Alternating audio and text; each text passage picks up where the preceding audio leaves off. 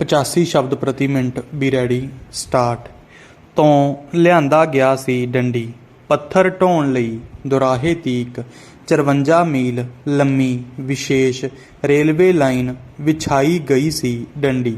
ਇਸ ਦੀ ਉਸਾਰੀ ਲਈ ਸਜ਼ਾ ਯਾਫਤਾ ਕੈਦੀਆਂ ਤੋਂ ਮਜ਼ਦੂਰੀ ਦਾ ਕੰਮ ਲੈਣ ਦਾ ਤਜਰਬਾ ਵੱਡੇ ਪੱਧਰ 'ਤੇ ਕੀਤਾ ਗਿਆ ਸੀ, ਜੋ ਬਹੁਤ ਸਫਲ ਰਿਹਾ। ਡੰਡੀ ਰੋਪੜ ਵਿਖੇ ਇਸ ਨਹਿਰ ਰਾਹੀਂ ਸਤਲੁਜ ਦਰਿਆ ਦਾ ਸਾਰਾ ਪਾਣੀ ਕੰਟਰੋਲ ਹੇਠ ਲਿਆਂਦਾ ਅਤੇ ਇਸ ਦੀਆਂ ਸ਼ਾਖਾਵਾਂ ਰਾਹੀਂ ਦੂਰ ਦੂਰ ਤੀਕ ਜ਼ਮੀਨ ਖੇਤੀਯੋਗ ਬਣਾ ਦਿੱਤੀ।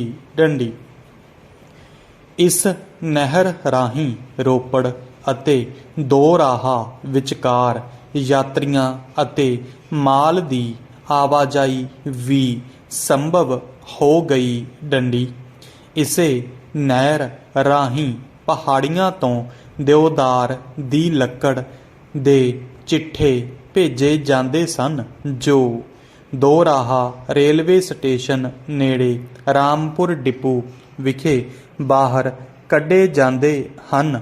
ਪੰਜਾਬੀ ਲੇਖਕ ਗੁਰਚਰਨ ਰਾਮਪੁਰੀ ਅਤੇ ਸੁਰਜੀਤ ਰਾਮਪੁਰੀ ਇਸ ਪਿੰਡ ਦੇ ਸਨ। ਡੰਡੀ ਇਸ ਸਿਸਟਮ ਨਾਲ ਸਤਲੁਜ ਦੇ ਪਾਣੀ ਦੀ ਇੱਕ ਇੱਕ ਬੂੰਦ ਪੰਜਾਬ ਦੇ ਖੇਤਾਂ ਦੀ ਸਿੰਜਾਈ ਦੇ ਕੰਮ ਆਉਂਦੀ ਹੈ ਅਤੇ ਭਾਖੜਾ ਡੈਮ ਪੰਜਾਬ ਲਈ ਬਿਜਲੀ ਊਰਜਾ ਦਾ ਵੱਡਾ ਸੋਮਾ ਹੈ। ਡੰਡੀ ਰੋਪੜ ਕੋਲੋਂ ਦਰਿਆਵਾਂ ਦਾ ਪਾਣੀ ਮੋੜ ਕੇ ਸਰਹਿੰਦ ਲਿਜਾਣ ਦਾ ਇੱਕ ਯਤਨ 1360 ਵਿੱਚ ਸੁਲਤਾਨ ਫਿਰੋਜ਼ ਸ਼ਾਹ ਤੁਗਲਕ ਨੇ ਵੀ ਕੀਤਾ ਸੀ, ਪਰ ਉਹ ਸਫਲ ਨਹੀਂ ਸੀ ਹੋਇਆ। ਡੰਡੀ 1923-24 ਦੇ ਅੰਬਾਲਾ ਜ਼ਿਲ੍ਹੇ ਦੇ ਗਜ਼ਟੀਅਰ ਤੋਂ ਸਾਨੂੰ ਉਸ ਸਮੇਂ ਦੇ ਰੋਪੜ ਬਾਰੇ ਹੇਠ ਲਿਖੀ ਜਾਣਕਾਰੀ ਮਿਲਦੀ ਹੈ।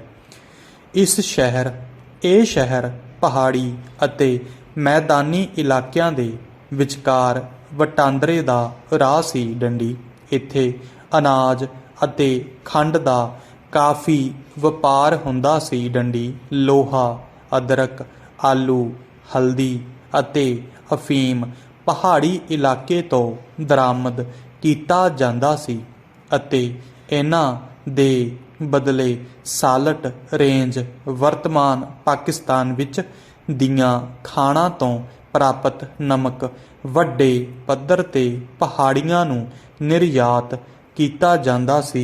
ਡੰਡੀ ਕਸਬੇ ਵਿੱਚ ਦੇਸੀ ਕੱਪੜਾ ਤਿਆਰ ਕਰਕੇ ਪਹਾੜੀ ਬਾਜ਼ਾਰਾਂ ਨੂੰ ਭੇਜਿਆ ਜਾਂਦਾ ਸੀ। ਡੰਡੀ ਰੋਪੜ ਦੇ ਲੋਹਾਰਾਂ ਨੂੰ ਤਾਲੇ ਬਣਾਉਣ ਅਤੇ ਲੋਹੇ ਦੀਆਂ ਹੋਰ ਛੋਟੀਆਂ ਵਸਤੂਆਂ ਬਣਾਉਣ ਲਈ ਪ੍ਰਸਿੱਧੀ ਪ੍ਰਾਪਤ ਸੀ। ਡੰਡੀ ਲਾਲਾ ਲਾਲ ਚੰਦ ਦੁਆਰਾ ਤਿਆਰ ਕੀਤੇ ਫਲਾਂ, ਪੰਛੀਆਂ ਅਤੇ ਰੀਂਗਣ ਵਾਲੇ ਜੀਵਾਂ ਦੀਆਂ ਸਾਰੀਆਂ ਕਿਸਮਾਂ ਦੇ ਮਿੱਟੀ ਦੇ ਮਾਡਲ ਮਸ਼ਹੂਰ ਸਨ। ਡੰਡੀ 1947 ਮਗਰੋਂ ਰੋਪੜ ਨੇ ਵੀ ਬਹੁਤ ਤਰੱਕੀ ਕੀਤੀ ਹੈ। ਡੰਡੀ 1 ਨਵੰਬਰ 1966 ਨੂੰ ਪੰਜਾਬੀ ਸੂਬਾ ਬਣਨ ਦੇ ਨਾਲ ਹੀ ਰੋਪੜ ਜ਼ਿਲ੍ਹਾ ਵੀ ਬਣ ਗਿਆ।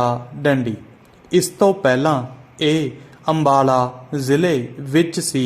ਡੰਡੀ ਗਿਆਨੀ ਜ਼ੈਲ ਸਿੰਘ ਨੇ ਮੁੱਖ ਮੰਤਰੀ ਹੁੰਦਿਆਂ 1972 ਤੋਂ 77 ਦੌਰਾਨ ਰੋਪੜ ਦਾ ਨਾਂ ਰੂਪਨਗਰ ਕਰ ਦਿੱਤਾ, ਪਰ ਇਹ ਨਾਂ ਸਰਕਾਰੀ ਦਫ਼ਤਰੀ ਕੰਮ ਤੀਕ ਹੀ ਸੀਮਿਤ ਹੈ। ਡੰਡੀ 6 ਜੂਨ 1945 ਨੂੰ ਸਰਦਾਰ ਬਲਦੇਵ ਸਿੰਘ ਦੇ ਯਤਨਾਂ, ਜੋ ਬਾਅਦ ਵਿੱਚ ਭਾਰਤ ਦੇ ਰੱਖਿਆ ਮੰਤਰੀ ਬਣੇ, ਨਾਲ ਰੋਪੜ ਵਿਖੇ ਕਾਲਜ ਸ਼ੁਰੂ ਕੀਤਾ ਗਿਆ, ਜੋ ਅੱਜ ਵੀ ਪੰਜਾਬ ਦੀ ਮਾਣਮੱਤੀ ਵਿਦਿਅਕ ਸੰਸਥਾ ਹੈ। ਡੰਡੀ 2008 ਦੌਰਾਨ ਭਾਰਤ ਵਿੱਚ ਸਥਾਪਿਤ 6 ਨਵੀਆਂ ITIs।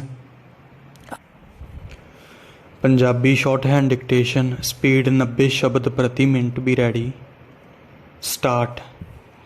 19ਵੀਂ ਸਦੀ ਦੀਆਂ ਕੁਝ ਪੁਰਾਤੱਤਵੀ ਰਿਪੋਰਟਾਂ ਰੋਪੜ ਵਿਖੇ ਬਚੀਆਂ ਕੁਝ ਮੱਧਕਾਲੀ ਇਮਾਰਤਾਂ ਦਾ ਜ਼ਿਕਰ ਕਰਦੀਆਂ ਹਨ। ਡੰਡੀ ਇਹਨਾਂ ਸਾਰੀਆਂ ਵਿੱਚੋਂ ਸਿਰਫ ਜਮਾਲ ਖਾਨ ਪਠਾਨ ਦਾ ਮਕਬਰਾ ਬਚਿਆ ਹੈ। ਡੰਡੀ ਜਮਾਲ ਖਾਨ ਬਾਦਸ਼ਾਹ ਜਹਾਂਗੀਰ ਦਾ ਜਰਨੈਲ ਸੀ ਜੋ 1620 ਵਿੱਚ ਕਾਂਗੜੇ 'ਤੇ ਹਮਲਾ ਕਰਦੇ ਸਮੇਂ ਮਾਰਿਆ ਗਿਆ। ਡੰਡੀ ਇਹ ਇਮਾਰਤ ਸਰਹਿੰਦ ਵਿਖੇ ਅਖੌਤੀ ਉਸਤਾਦ ਅਤੇ ਸ਼ਾਗਿਰਦ ਦੇ ਮਕਬਰਿਆਂ ਅਤੇ ਦਿੱਲੀ ਵਿਖੇ ਅਬਦੁਲ ਰਹੀਮ ਖਾਨੇ ਖਾਨਾ ਦੇ ਮਕਬਰੇ ਨਾਲ ਮਿਲਦੀ ਜੁਲਦੀ ਹੈ ਅਤੇ ਇਹਨਾਂ ਦੀ ਸਮਕਾਲੀ ਹੈ। ਡੰਡੀ ਜਦੋਂ ਮੈਂ ਇੱਥੇ ਪਹਿਲੀ ਵਾਰ 1981 ਵਿੱਚ ਇਹ ਮਕਬਰਾ ਵੇਖਣ ਗਿਆ ਤਾਂ ਆਲੇ ਦੁਆਲੇ ਦੇ ਲੋਕ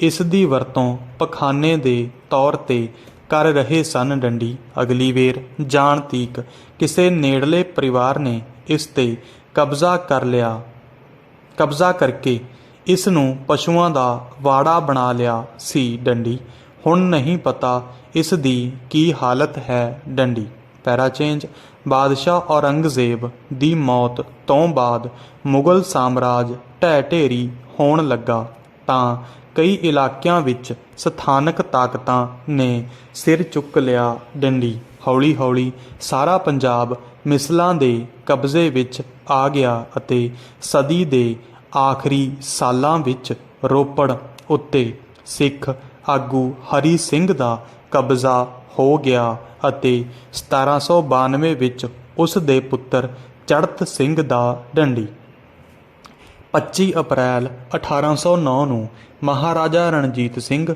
ਅਤੇ ਬ੍ਰਿਟਿਸ਼ ਈਸਟ ਇੰਡੀਆ ਕੰਪਨੀ ਵਿਚਕਾਰ ਹੋਈ ਅੰਮ੍ਰਿਤਸਰ ਦੀ ਸੰਧੀ ਵਿੱਚ ਸਤਲੁਜ ਦਰਿਆ ਨੂੰ ਮਹਾਰਾਜਾ ਦੇ ਰਾਜ ਦੀ ਹੱਦ ਸਵੀਕਾਰ ਕਰ ਲਿਆ ਗਿਆ। ਡੰਡੀ 2 ਕੁ ਦਹਾਕੇ ਤਾਂ ਰਣਜੀਤ ਸਿੰਘ ਦੇ ਅੰਗਰੇਜ਼ਾਂ ਨਾਲ ਸਬੰਧ ਠੀਕ ਚੱਲਦੇ ਰਹੇ ਪਰ ਫਿਰ ਜਦੋਂ ਉਸ ਨੇ ਸਿੰਧ ਨੂੰ ਜਿੱਤਣ ਦਾ ਵਿਚਾਰ ਬਣਾਇਆ ਤਾਂ ਸਬੰਧਾਂ ਵਿੱਚ ਤਣਾਅ ਆ ਗਿਆ। ਡੰਡੀ ਆਪਸੀ ਗੱਲਬਾਤ ਲਈ ਮਹਾਰਾਜਾ ਰਣਜੀਤ ਸਿੰਘ ਅਤੇ ਗਵਰਨਰ ਜਨਰਲ ਵਿਲੀਅਮ ਬੈਂਟਿਕ ਦੀ ਮੁਲਾਕਾਤ 1831 ਵਿੱਚ ਰੋਪੜ ਵਿਖੇ ਹੀ ਹੋਈ ਸੀ ਜਿਸ ਵਿੱਚ ਗਵਰਨਰ ਨੇ ਮਹਾਰਾਜੇ ਨੂੰ ਸਿੰਧ ਉੱਤੇ ਕਬਜ਼ਾ ਕਰਨ ਦਾ ਵਿਚਾਰ ਤਿਆਗ ਦੇਣ ਲਈ ਮਜਬੂਰ ਕਰ ਦਿੱਤਾ। ਡੰਡੀ 1839 ਵਿੱਚ